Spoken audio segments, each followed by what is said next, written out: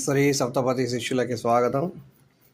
అన్ని ప్రభుత్వ సంస్థలు కూడా డబ్బులు లేవు అని చెప్పేసి ఏడుస్తుంటే ప్రణాళికతో ఈ గాలి ఆగాలి. అవునా?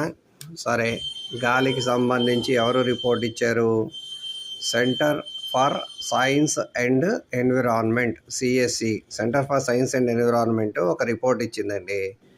Driving clean air action under NCAP, driving clean air action under NCAP అని చెప్పేసి రిపోర్ట్ ఇచ్చిందండి. అందులో ఇప్పుడు వీళ్ళకు వచ్చిన డబ్బులు ఖర్చు పెట్టింది ఎంత? బ్లూ ఏమో డబ్బులు వచ్చాయి, 10.9 crores వస్తే 0 ఖర్చు పెట్టారు. 234 crores వస్తే 8.84 ఖర్చు పెట్టారు. 118 వస్తేనేమో 185.57 ఖర్చు పెట్టారు 21-22. అలా 91.5 వస్తేనేమో 166.69 ఖర్చు పెట్టారు. 160 వస్తేనేమో 39 ఖర్చు పెట్టారు. ఇప్పుడు ప్రస్తుతం 112.36 crores వస్తే 25.66 ఖర్చు పెట్టారు.